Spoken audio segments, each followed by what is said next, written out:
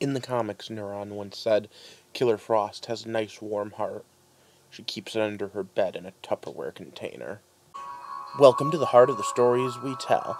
My name is Rob, and tonight I will be reviewing tonight's episode of The Flash, Killer Frost, and the last one before the big Fortnite crossover. So this episode is all about what you're willing to give up.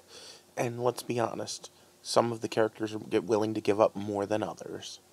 So once again, it's stop. Spoiler time. So I'm going to start with the fact that Kid Flash's origin is different in 3 different mediums. And you know what? I don't mind it. I like this take a little better than duplicating the lightning bolt, actually.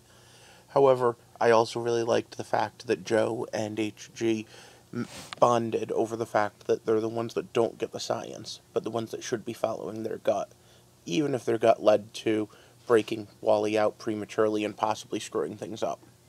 But on to the title of the episode, and I have to say, I was very happy with overall how Caitlin's arc went. I like the idea of the Killer Frost powers are messing with her. I like the fact that she's in a psychologically bad place, because let's be honest, she's been messed with a lot.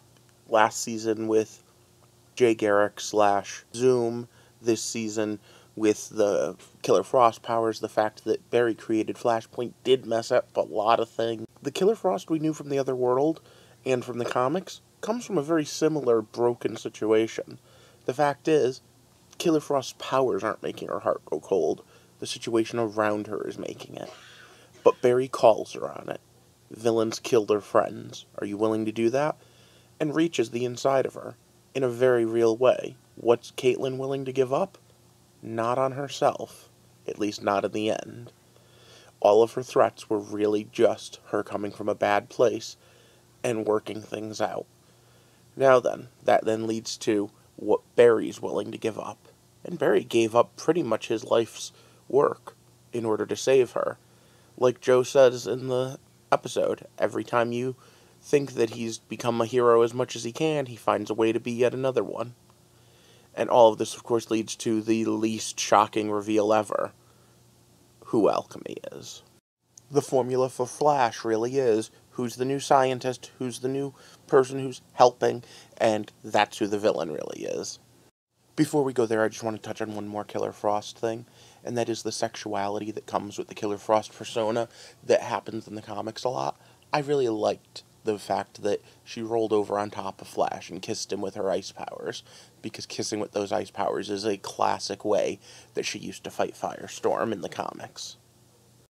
But okay, Alchemy's whole thing is that he's one of Savitar's special agents. Now, in the comic books, Savitar did have these speed ninjas and a whole cult around him, so that makes sense. He didn't have anything to do with Dr. Alchemy, but based on what he said at the end, I think that there's more going on with him being trapped in the Speed Force, and if so, this could be a great lead-in for Max Mercury. Fingers crossed, I really like Max Mercury, even though we have a ton of speedsters already, and that might be getting old for some people who aren't comic fans. I'll just throw up my spoiler thing again and talk about Savitar in the comics for a minute.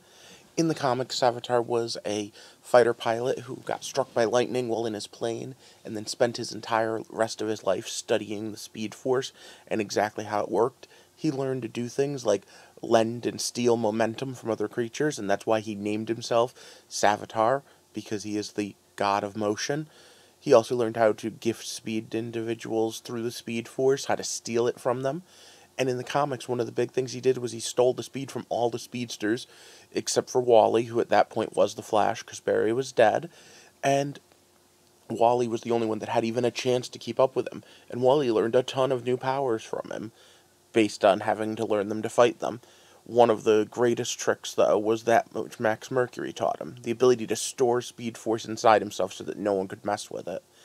One of the really breakout moments for Dead Heat was the fact that Max Mercury, the Zen master of the Speed Force, was teaching Wally and then Impulse, which was Bart Allen, Barry's son, the ability to use and harness the Speed Force in different ways. That's when we got Speed Force clones, that's when we got the ability to vibrate through fast enough to blow things up, the ability to lend and steal momentum. It was some pretty good times.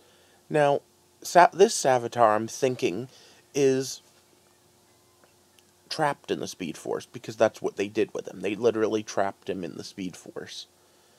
And if this happened already, maybe Max Mercury already trapped the speedster in the Speed Force, and that's what he needs Alchemy for.